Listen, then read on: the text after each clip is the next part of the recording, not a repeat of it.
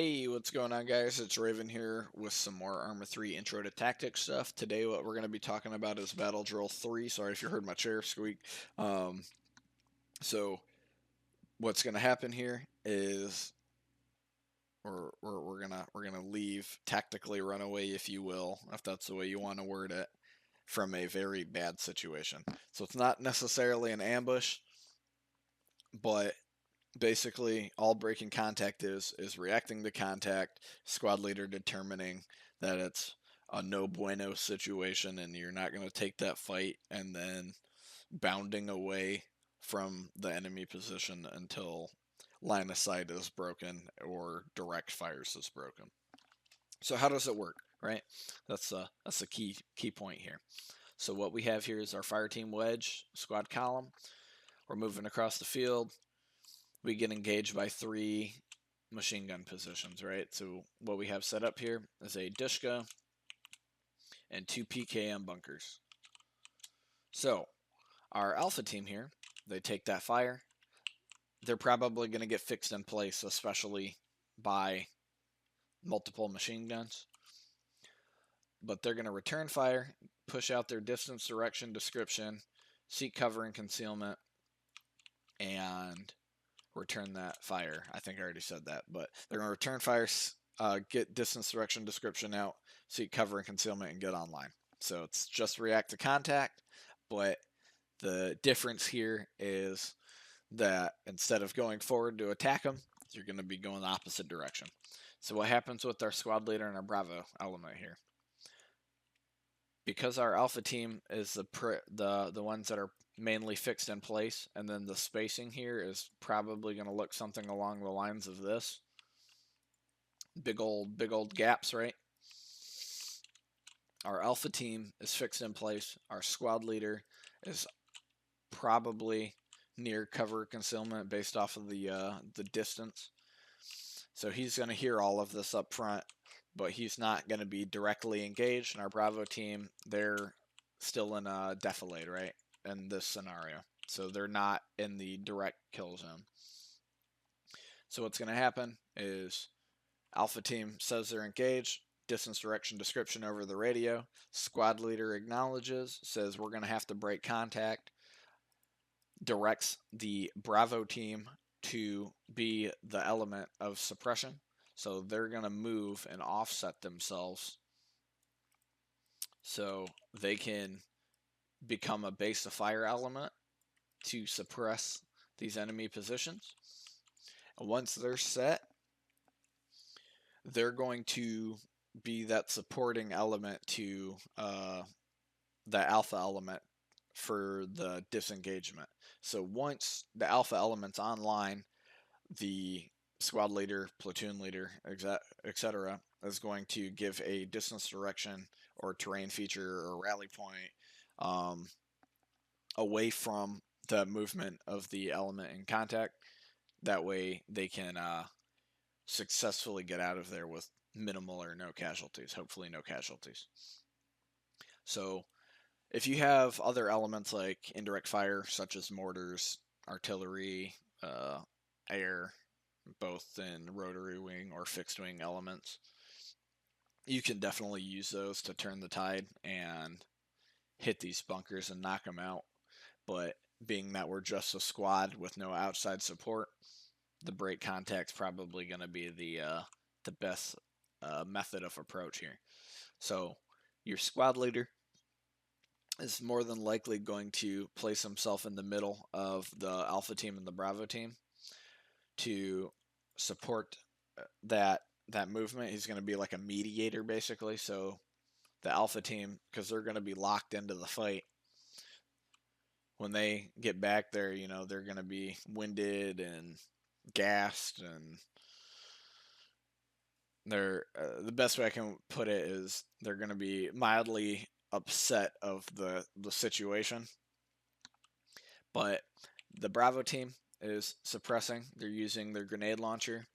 Depending on the distance, they may not be able to accurately hit the bunkers with their 40 millimeter grenades.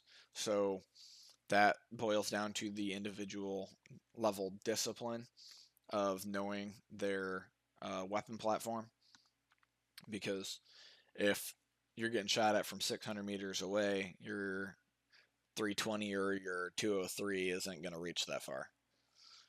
Like per doctrine, it's like 150 meter point target, 350, 400 for area, and it's an area target weapon, right? So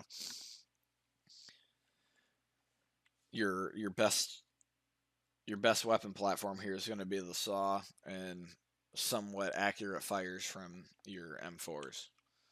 So your Bravo element suppressing, your Alpha element throws smoke grenades to obscure their current position, and then they're going to begin to bound back. Not as a fire team, probably as a buddy team. That way, if anybody does get hit, it's only a few dudes rather than the team as a whole. But they're going to bound back, bound back, bound back until they're generally online with the squad leader and the rest of the element.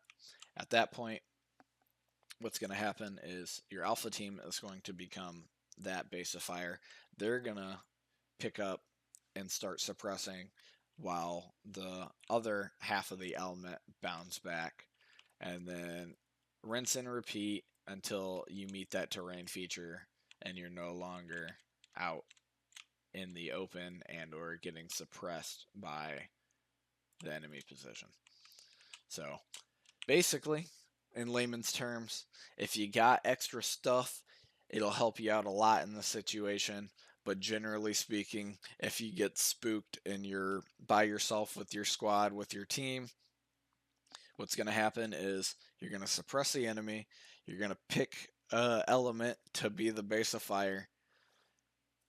The element who's not the base of fire, the one who's probably in the kill zone, is either A, going to be laying down, trying not to die,